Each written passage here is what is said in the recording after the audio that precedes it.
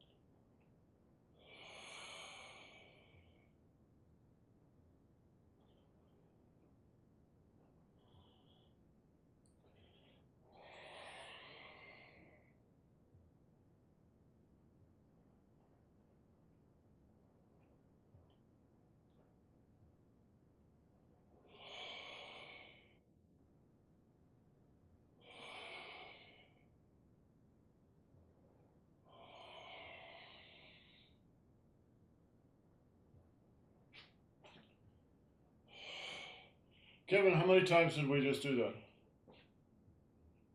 4? Yeah, 4. That was so that was a total of 24 moves. 4 times 6. Chen Fa Ke, who was my teacher's teacher, would do the 83, not the 24, but the 83 30 times a day.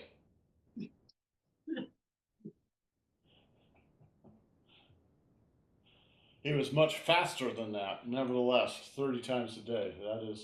That's probably 5 or 6 hours of straight Tai Chi practice every day. Okay, Catherine, why don't you lead us in one?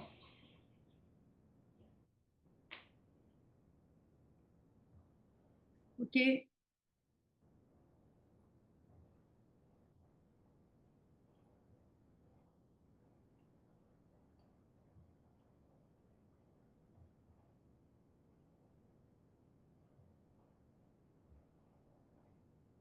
Catherine, hold a second.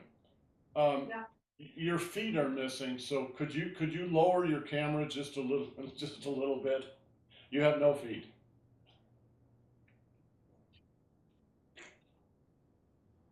Perfect. Oh, say something so the camera goes on. Hello, hello.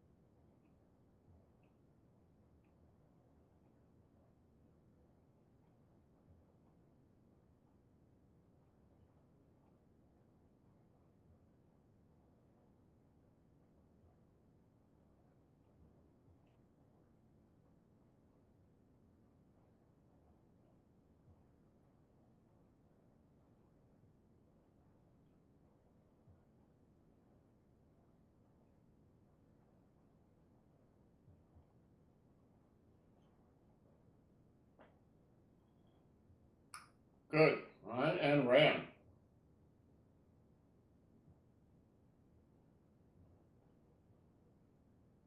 Okay.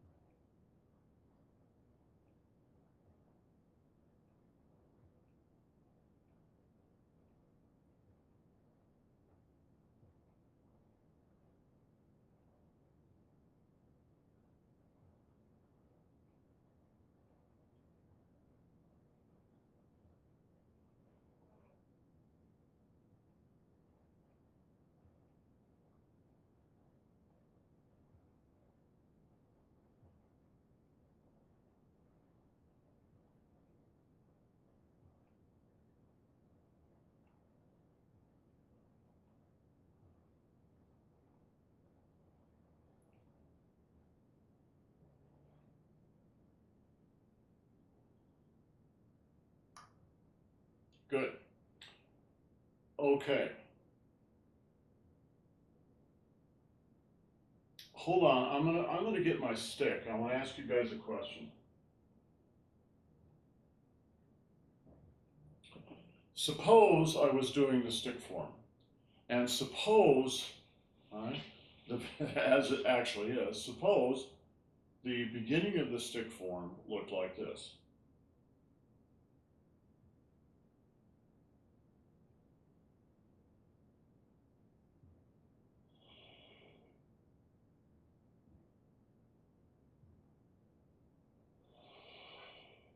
Right? And you had to explain to someone what the most basic part of that movement is. How would you explain it? What would you say? Catherine, what would you say?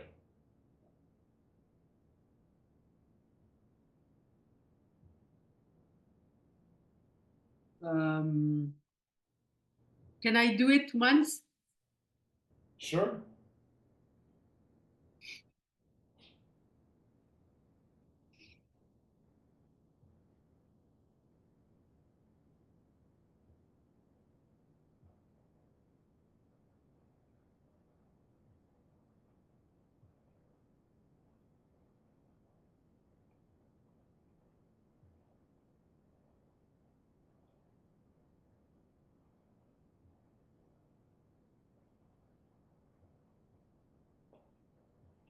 So imagine you have to teach a new student. this move. What is the most basic level, the most basic level of what you're doing? I don't want to give it away, but you have to explain it in a way that not only explains that move, but describes a general principle upon which they can then build all the other moves. That it's a whole body movement. It's not just your arms doing that. Yes, that's absolutely true, right? And when we talk about whole body movements, what is the most basic principle? Where's the place in movement starts?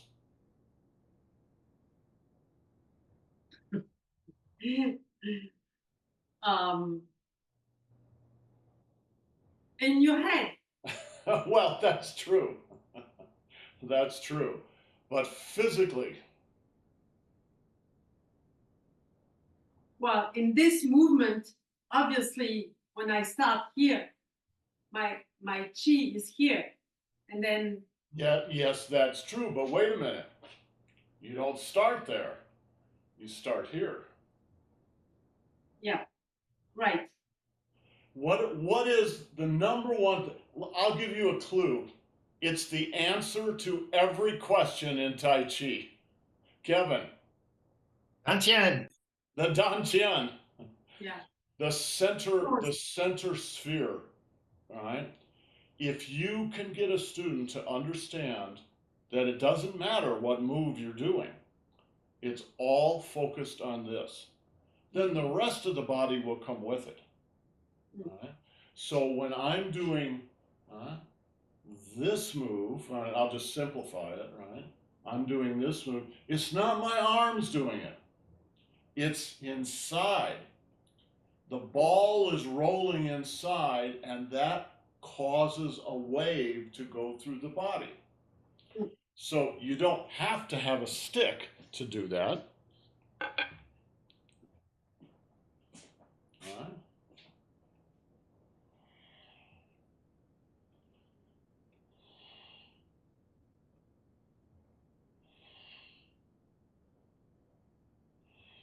Now, because you have recruited your whole body, you can learn to snap that energy out.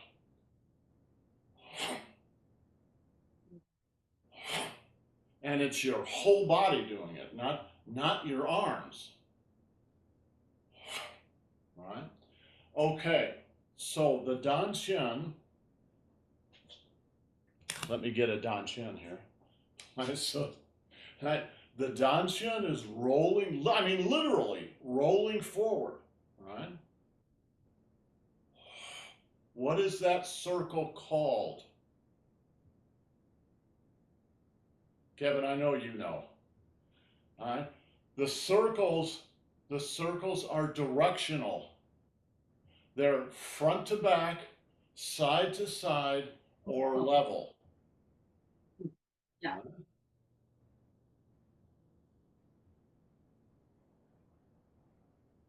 Yeah. I'm really bad at that, but It's okay. I get the question. That's okay. It's Chinese. I'm No, English. it's not a question. I'm English, you're French, and this is Chinese. So we're working in 3 languages, all right? No. It's not a question of language. It's more a question of my brain. Rand, we were all talking earlier before you got here about how we're all getting a little older, and sometimes we don't quite remember everything we should remember. All right? What is, for anybody can answer this, not just Catherine. What is a front to back circle called? Just call it out. Okay. Li. Li. In English. Li. Li. Front to back. And it doesn't matter whether you're going from the front to the back or you're coming from the back to the front. They're both Li circles. All right. So is this a forward Li? Yes. I'm rolling from my back to my front. Yeah. Boom. That's the beginning of the stick form. Now, watch the beginning of the Tai Chi form. And I'm going to do this at a little angle so you can see.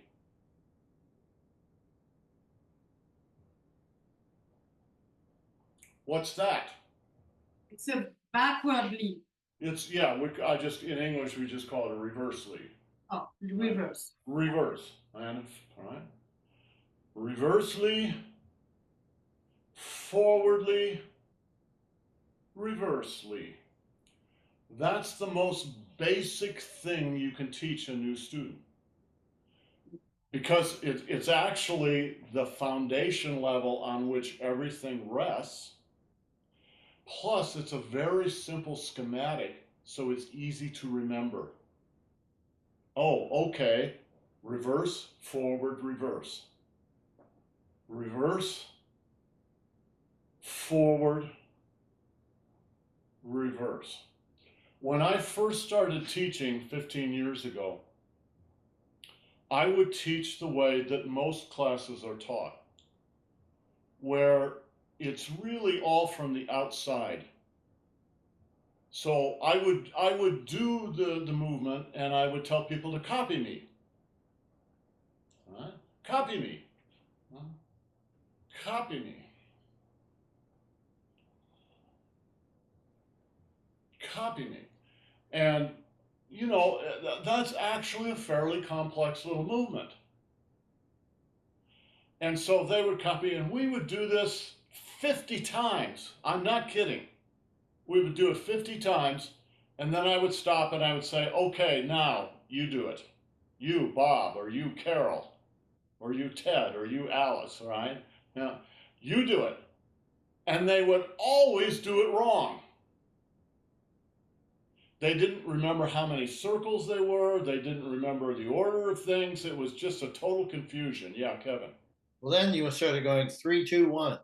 3 lead, 2 shoe, 1 pin. Yeah. Well, that is still there, right? Because there are 3 li, right? And then 2 shu, and then 1 ping. So that's not a bad way to start. But the real difference was, instead of teaching them from the outside, I started teaching them from the inside. And the inside is the danqian. Yeah, there's all kinds of other stuff. There's the tanzhong, and there's energy channels, and all this stuff happening. But the real basis of it is what's happening with the danqian, because everything rests on that. This is your center. So if you can figure out what your center is doing, all the rest of it comes relatively easily. If you don't know what your center is doing, you'll simply never integrate. You'll never coordinate. So this idea, right, when you've got the stick, it's rolling forward.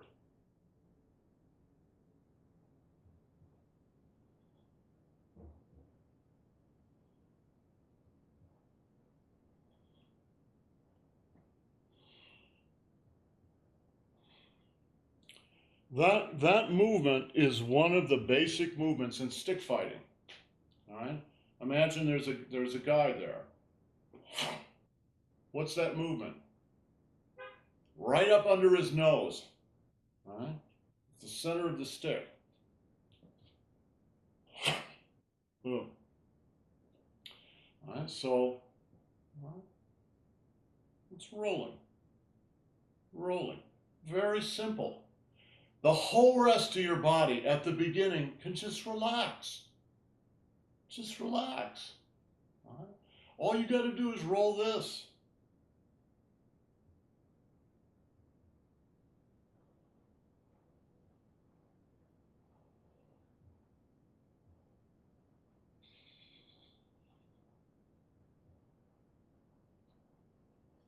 So why do we do circles like that so slowly, Kevin? So you can feel them. Yes, it's that simple. But it's a little more sophisticated than that. What they want you to do, the reason they do it slowly, is 1, so you'll relax, and 2, so you will feel your own qi. You may not know what your qi is, but you'll feel something inside. Just grab onto that. very relaxed.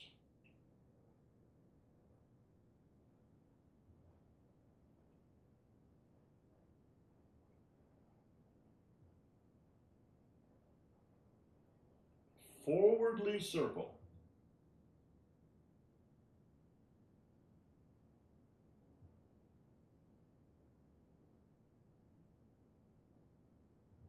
All right. And if we're doing the Tai Chi form, the beginning form, it's just the opposite. It's reverse, reverse, reverse. It's going in reverse, reverse, reverse, reverse, reverse, reverse, right?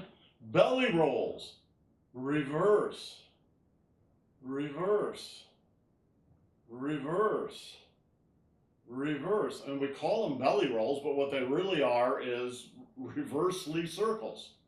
Right? You're just not using your hands out. Maybe we should start using our hands out so you get the idea. Right? But it's about this, not about this up here. Just this.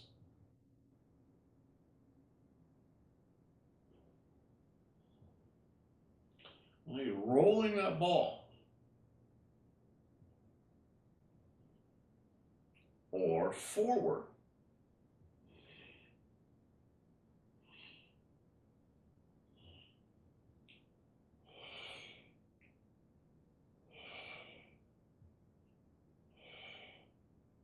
Now, one of the big, I'll come back to you, Kevin, but one of the big advantages to paying attention to the Dan Chen is you can let the rest of your body relax. When you teach or learn from the outside in, what happens is you pay more attention to the shell and less attention to the yolk. And what happens is the shell gets a little brittle. So there's a lot of tension in the fingers and the hands, and you're kind of the outside, and oh, what do I do, etc. That actually really gets in the way of the learning process. Your mind is not up here. It's the whole thing. Your whole body is your mind. And when your mind is out here and kind of stiff, it's not the best learning situation. If instead of staying outside, you come inside and learn from the inside outward, now the shell is softer. It's not so hard and brittle. Because your strength is not out here, your strength is inside here. Right? So just relax.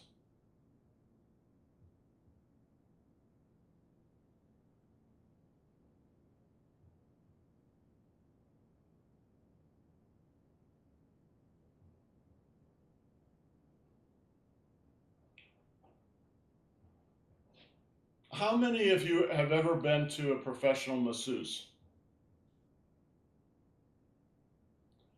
Imagine that you go in and the masseuse says, okay, lay on the table, lay on your tummy, I'm going to give you a massage on your back. And you tense up. Oh, I'm really, really tense. What is the massage going to be like?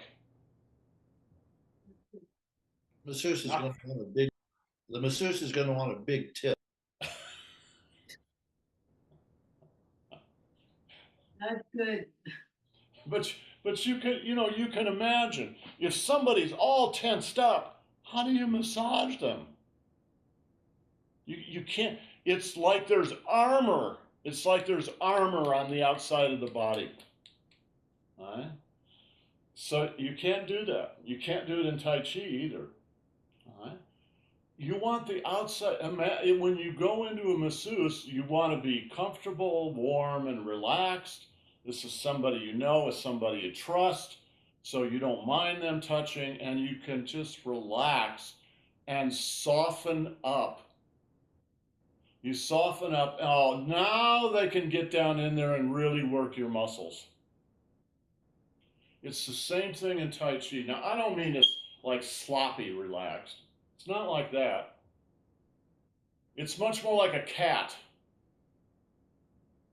How many of you have got cats? Kevin, do you have a cat now? No, thank goodness. We're done with the cat. Ran, I don't think you have a cat either, do you? No. Catherine, do you have a cat?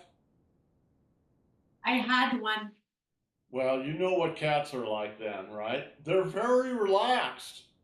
But in just a second, boom, they can go to not relaxed, right? It's the same in Tai Chi. So watch my fingers.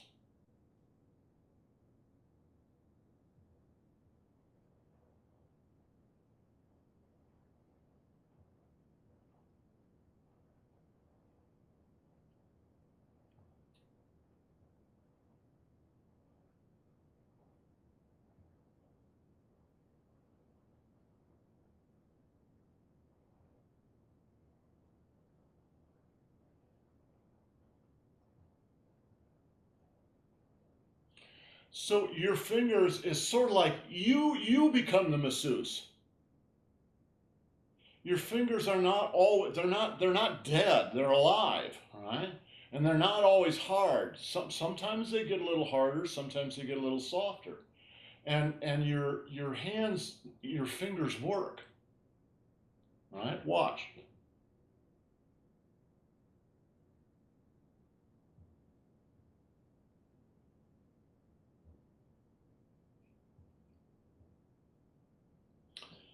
What are a cat's whiskers for? Cats have long whiskers. Why? Equilibrium. Balance. Yeah, actually, they do work on balance. Yeah, Kevin. Kevin? It senses the perimeter of their body, so if they want to go in a hole, Exactly. they know they can fit. Exactly. Cats in the wild, cats are mainly night animals. Usually late in the evening and early in the morning. That's when they hunt. So it's dark. They have to, as they're running through the brush after a bird or something, they have to know whether they're going to slam into something or get caught in something. The whiskers are sensory organs. They give them information. The reason they're long is they're actually just about as long as the cat is wide. So the cat is feeling with its whiskers to know whether it's okay to go in a certain direction. It's the same with your fingers. Your fingers are sensory organs. You've probably all seen those charts where they have the human body and how many nerves are in certain areas of the human body, right? And the fingertips are right up there. They're not number one, but they're usually like number two, right? And just imagine this as you're doing something like this,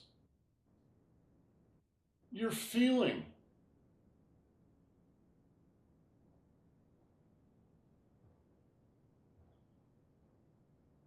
You're feeling. It's not hard. It's not like like this. It's very soft. But it's alive. You're out there in your fingertips feeling the air, feeling what's around you.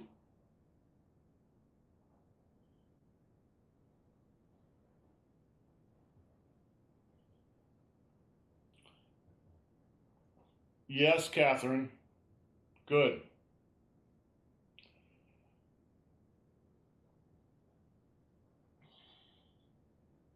So in human beings, there are four places that physical places that contact the environment first. Your 2 feet, your two hands, and your mouth. All right. So all four of those are actually very sensitive. We don't think about our feet because they're in shoes all the time, but they're actually very sensitive, just like your hands are. All right. So when you're doing something, right, you're feeling.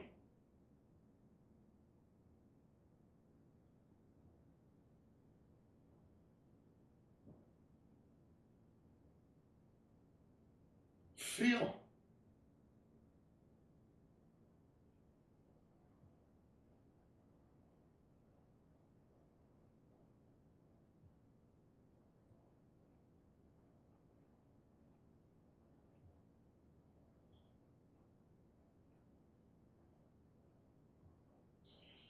Tomorrow, let's work on that move that I just did tomorrow. It's actually not an easy move. There's a lot of stuff going on. It's not just this, guys.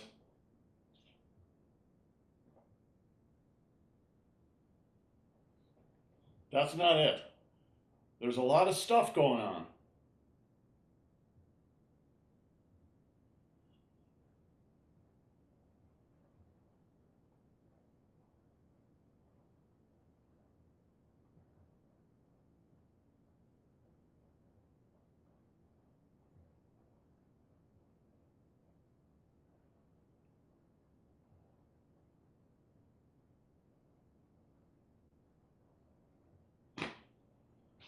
Okay, any questions? All right, tomorrow we'll work on that move. See if we can break it down. You can get it a little better than you got it now. Okay, guys, have yourselves a great day. We'll see you tomorrow. Ciao. That's